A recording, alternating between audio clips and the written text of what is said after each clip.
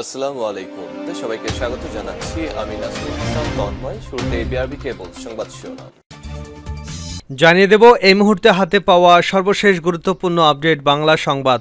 শুরুতেই থাকছে কোটা আন্দোলনকারীদের উপর হামলা, নিন্দা জানিয়েছে যুক্তরাষ্ট্র।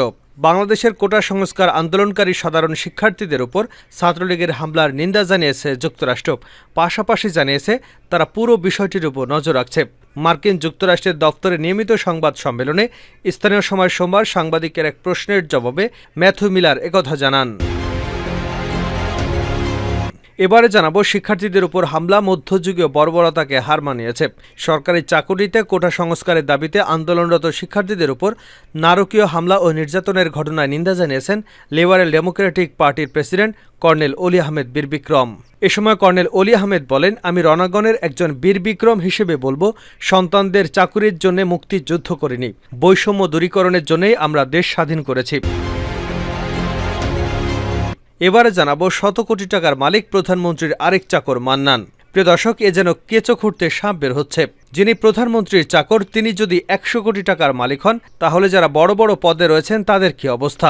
প্রধানমন্ত্রী শেখ হাসিনার চাকর হিসেবে দীর্ঘদিন ধরে কাজ করেছেন আব্দুল মান্নান। প্রধানমন্ত্রীর সব ফরমাস পালন করেছেন তিনি, বাজারঘাট করে দিতেন তিনি, এবং আরেক চোর জাহাঙ্গীরের চেয়ে এক ধাপ নিচে ছিলেন তিনি। নিজের মেয়েকে পড়িয়েছেন কানাডার দামি এক বিশ্ববিদ্যালয়, কানাডায় বাড়ি গাড়ি সবই করেছেন তিনি। আর তার এই দুর্নীতির খবর প্রকাশ পাওয়াতেই তিনি দেশ ছেড়ে পালিয়ে গেছেন।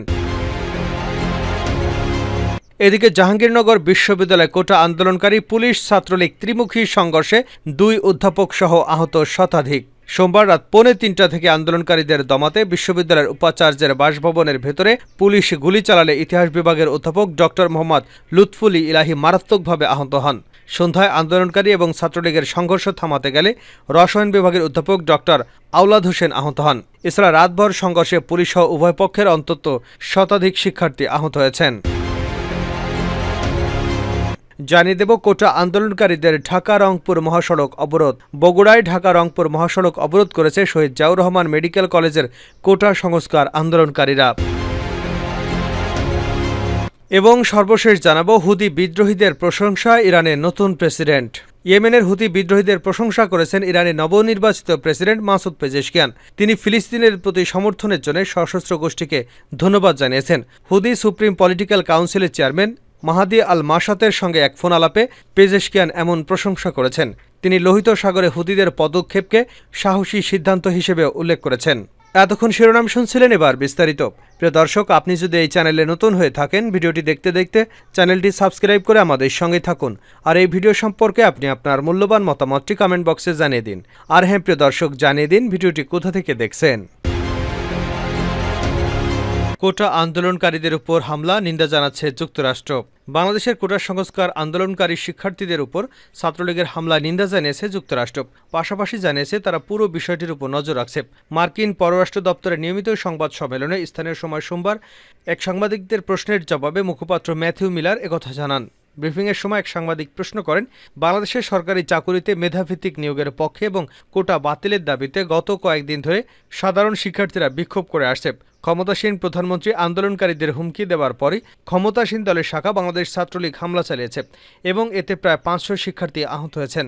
আহত শিক্ষার্থীরা হাসপাতালে জরুরি বিভাগে চিকিৎসা নিতে গেলে সেখানেও হাসপাতালে ঢুকে তাদের উপর হামলা চালিয়েছে ছাত্রলীগের নেতাকর্মীরা। বাংলাদেশের চলমান এই বিক্ষোভ নিয়ে আপনাদের অবস্থান কি? এর জবাবে ম্যাথু মিলার বলেন, বাংলাদেশের রাজধানী ঢাকা সহ বিভিন্ন জায়গায় ব্যাপকভাবে ছড়িয়ে পড়া শিক্ষার্থীদের বিক্ষোভের বিষয়ে যুক্তরাষ্ট্র অবগত আছে। আমরা বিষয়টি পর্যবেক্ষণ করছি। হামলায় শত শত আহত এবং 2 জন নিহত হয়েছেন। মত প্রকাশের স্বাধীনতা এবং শান্তিপূর্ণ সমাবেশের যে কোনো বিকাশমান গণতন্ত্রের জন্য অপরিহার্য ভিত্তি হিসেবে কাজ করে। আমরা শান্তিপূর্ণ আন্দোলনকারীদের বিরুদ্ধে যে কোনো ধরনের সহিংসতায় নিন্দা জানাই। এছাড়া যারা এই সহিংসতার শিকার হয়েছেন তাদের প্রতি সমবেদনা প্রকাশ করছি। শিক্ষার্থীদের উপর হামলা, মধ্যযুগীয় বর্বরতাকে হার মানিয়েছে কর্নেল অলি। সরকারি চাকুরিতে কোটা ব্যবস্থা সংস্কারের দাবিতে আন্দোলনরত শিক্ষার্থীদের উপর নারকীয় হামলা, নির্যাতনের ঘটনার নিন্দা জানিয়েছে লিবারেল ডেমোক্রেটিক পার্টির প্রেসিডেন্ট ডক্টর কর্নেল অবসরপ্রাপ্ত অলি আহমেদ বীরবিক্রম। মঙ্গলবার গণমাধ্যমে পাঠানো এক বিবৃতিতে তিনি এমন নিন্দা জানিয়েছেন। তিনি বলেন, একটি যৌক্তিক দাবিতে আন্দোলনরত ঢাকা বিশ্ববিদ্যালয় সহ বিভিন্ন শিক্ষা প্রতিষ্ঠানের শিক্ষার্থীদের উপর হামলা মধ্যযুগীয় বর্বরতাকে হার মানিয়েছে। সোমবার দুপুরে সাধারণ শিক্ষার্থীরা ঢাকা বিশ্ববিদ্যালয়ের রাজু ভাস্কর্য এলাকায় জড়ো হলে তাদের উপর হামলা চালানো হয়। এতে নারীসহ অসংখ্য শিক্ষার্থী আহত হয়েছেন। আমি এই ন্যাক্কারজনক হামলার তীব্র নিন্দা এবং প্রতিবাদ জানাচ্ছি। কর্নেল ওলি বলেন, শোষণ এবং বৈষম্য মুক্ত ন্যায় বিচার ভিত্তিক রাষ্ট্রের জন্য আমরা মুক্তিযুদ্ধ করলেও উপেক্ষিত মুক্তিযুদ্ধের উদ্দেশ্য। এদেশে আওয়ামী লীগ ছাড়া আর কারো অধিকার নেই। শিক্ষার্থীদের চলমান আন্দোলনের দাবি দেওয়া যৌক্তিক ও ন্যায়সঙ্গত। মেধাভিত্তিক রাষ্ট্র ব্যবস্থা প্রতিষ্ঠার কোনো বিকল্প নেই। ছাত্র সমাজের কোটা সংস্কারের আন্দোলন ন্যায্য এবং যৌক্তিক দাবিগুলো সরকারকে এখনই মেনে নিতে হবে। মনে রাখতে হবে, মেধাবী শিক্ষার্থীরা রাষ্ট্রের সম্পদ।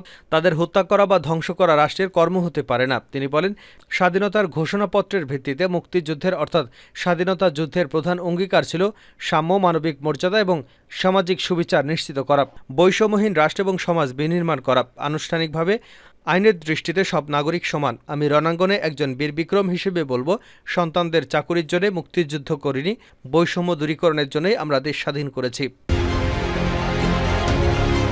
শত কোটি টাকার মালিক প্রধানমন্ত্রীর আরেক চাকর মান্নান। তার নাম মোহাম্মদ আব্দুল মান্নান। প্রধানমন্ত্রী শেখ হাসিনার চাকর ছিলেন দীর্ঘদিন ধরে।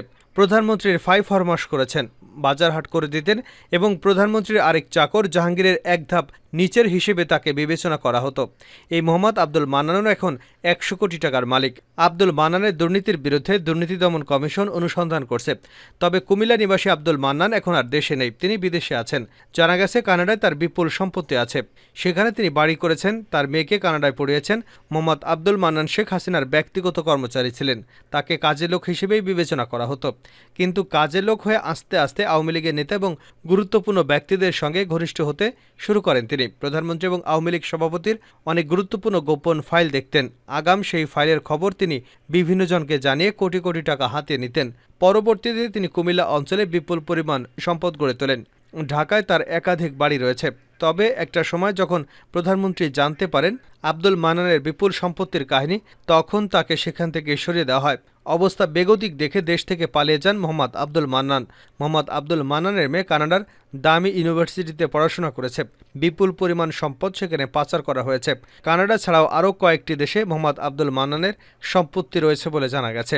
সংশ্লিষ্ট সূত্রগুলো বলছে যে জাহাঙ্গীরের মতো আব্দুল মান্নানেরও যখন অবৈধ কর্মকাণ্ড সম্পর্কে প্রধানমন্ত্রীর কার্যালয় তথ্য পায়, তখনই বিষয়টি প্রধানমন্ত্রীকে অবহিত করা হয় এবং প্রধানমন্ত্রী তাৎক্ষণিকভাবে তাকে ব্যক্তিগত কর্মচারী থেকে বাদ দিয়ে দেন। তাকে গণভবনে অবাঞ্ছিত ঘোষণা করা হয়। কিন্তু তার বিরুদ্ধে যে তদন্তগুলো হয়েছিল, সেই তদন্তগুলো তিনি প্রধানমন্ত্রীর একদা ঘনিষ্ঠ এরকম একটা ধারণা দিয়ে বাধাপ্রাপ্ত করা হয়েছিল। তারপর তিনি দেশ থেকে পালিয়ে যান। দুদকের প্রাথমিক অনুসন্ধানে জানা যায়, মোহাম্মদ আব্দুল মান্নান এবং তার স্ত্রীর নামে 100 কোটি টাকার সম্পত্তি রয়েছে। তার বিভিন্ন ব্যাংক অ্যাকাউন্টে 100 কোটি টাকা ছিল, কিন্তু পরবর্তীতে সেই টাকা সবই বিদেশে পাচার করে দেওয়া হয়েছে বলে জানা গেছে। উল্লেখ্য যে আব্দুল মান্নান প্রধানমন্ত্রীর চা সরবরাহকারী। বাজার করার সূত্রে প্রধানমন্ত্রীর কক্ষে যেতে পারতেন এবং সেখানে প্রধানমন্ত্রীর অনুপস্থিতিতে বিভিন্ন গুরুত্বপূর্ণ ও স্পর্শকাতর ফাইলগুলো দেখতেন। বিশেষ করে বিভিন্ন পদোন্নতি, নিয়োগ এবং এ সংক্রান্ত ফাইলগুলো দেখে তিনি তাৎক্ষণিকভাবে তাদের বিভিন্ন ব্যক্তিকে অবহিত করে কোটি কোটি টাকা হাতে নিতেন। এছাড়াও বিভিন্ন ব্যবসায়ীকে ব্ল্যাকমেইল করা, ব্যবসায়ীদের গোপন তথ্য দেওয়ার মাধ্যমেও বিত্তবান হয়েছিলেন আব্দুল মান্নান। অবশ্যই এই সমস্ত ঘটনা নিয়ে এর আগেও তদন্ত হয়েছে এবং এ সমস্ত তদন্তের পর তাকে প্রধানমন্ত্রীর কার্যালয় থেকে বিচ্যুত করা হয়েছে। তবে সংশ্লিষ্ট সূত্রগুলো বলছে, আব্দুল মান্নান প্রধানমন্ত্রীর চাকর হিসেবে বহিষ্কৃত হবার পরও বেশ কিছুদিন ধরে অনিয়ম করছিল। তারপর যখন তার বিরুদ্ধে ব্যবস্থা গ্রহণের উদ্যোগ নেওয়া হয়, তখন তা টের পেয়ে তিনি দেশ থেকে পালিয়ে গেছেন। বর্তমানে তিনি কানাডায় অবস্থান করছে বলে একাধিক সূত্র জানিয়েছে। জাহাঙ্গীরনগর বিশ্ববিদ্যালয়ের শিক্ষক গুলিবিদ্ধ হওয়ার দাবি। জাহাঙ্গীরনগর বিশ্ববিদ্যালয় কোটা আন্দোলনকারী পুলিশ ছাত্রলীগ ত্রিমুখী সংঘর্ষের মধ্যে অধ্যাপক সহ শতাধিক শিক্ষার্থী আহত হয়েছেন। সোমবার রাত 2:45টার দিকে আন্দোলনকারীদের দমাতে বিশ্ববিদ্যালয় উপাচার্যের বাসভবনের ভেতরে পুলিশ গুলি চালালে ইতিহাস বিভাগের অধ্যাপক ডক্টর মোহাম্মদ লুৎফুল ইলাহি মারাত্মকভাবে আহত হন। সন্ধ্যায় আন্দোলনকারী এবং ছাত্রলীগের সংঘর্ষ থামাতে গেলে রসায়ন বিভাগের অধ্যাপক ডক্টর আওলাদ হোসেন আহত হন। এছাড়া রাতভর সংঘর্ষে পুলিশসহ উভয় পক্ষের অন্তত শতাধিক শিক্ষার্থী আহত হয়েছেন। পরিস্থিতি নিয়ন্ত্রণে 3 প্লাটুন পুলিশ কাজ করছে। আন্দোলনকারী শিক্ষার্থীরা বিশ্ববিদ্যালয়ের উপাচার্য অধ্যাপক ডক্টর মোহাম্মদ নুরুল আলমের বাসভবনে আশ্রয় নিলে তাদের উপর ছাত্রলীগের নেতাকর্মীরা দেশীয় অস্ত্রশস্ত্র নিয়ে হামলা চালায়। প্রথমে পুলিশ পরিস্থিতি পর্যবেক্ষণ করলেও বিশ্ববিদ্যালয়ের সব হল থেকে সাধারণ শিক্ষার্থীরা এসে আন্দোলনকারীদের সঙ্গে যোগ দিলে পুলিশও সংঘর্ষে জড়ায়। এদিকে সোমবার রাত ৯টার দিকে বিশ্ববিদ্যালয়ের উপাচার্য অধ্যাপক ডক্টর মোহাম্মদ নুরুল আলমের বাসভবনের সামনে অবস্থান নেন শিক্ষার্থীরা। এর আগে সন্ধ্যা ৬:৩০টার দিকে বিশ্ববিদ্যালয়ের কেন্দ্রীয় গ্রন্থাগার থেকে একটি বিক্ষোভ মিছিল বের করেন আন্দোলনরত শিক্ষার্থীরা। মিছিলটি বিশ্ববিদ্যালয়ের বিভিন্ন সড়ক প্রদক্ষিণ করে বঙ্গবন্ধু শেখ মুজিবুর রহমান হলের সামনে আসলে অতর্কিত হামলা করে বসে ছাত্রলীগ। এ ঘটনায় বিশ্ববিদ্যালয়ের শিক্ষক, সাংবাদিক, নারী শিক্ষার্থী সহ অর্ধশতাধিক আহত হয়েছেন। হামলার প্রতিবাদে আন্দোলনরত শিক্ষার্থীরা বিশ্ববিদ্যালয়ের শহীদ মিনারের পাদদেশে জড়ো হতে থাকেন। এরপর একটি মিছিল নিয়ে উপাচার্যের বাসভবন ঘেরাও করে আন্দোলনরত শিক্ষার্থীরা। আন্দোলনরত শিক্ষার্থী হাসিব জামান বলেন, আমরা শান্তিপূর্ণ বিক্ষোভ মিছিল করছিলাম। মিছিলে ছাত্রলীগ আমাদের উপর অতর্কিত হামলা করে। ছাত্রলীগের এমন হামলায় আমাদের একজন শিক্ষক পর্যন্ত আহত হয়েছেন। এ সময় প্রক্টোরিয়াল টিম এবং কোনো নিরাপত্তা কর্মকর্তা উপস্থিত ছিল না। ক্যাম্পাসের বাইরে থেকে সন্ত্রাস এনে আমাদের উপরেই হামলা চালানো হয়েছে। বিশ্ববিদ্যালয়ের উপাচার্য যেহেতু বিশ্ববিদ্যালয়ের সর্বোচ্চ অভিভাবক, এজন্য আমরা তার কাছে বিচারের দাবিতে এসেছি।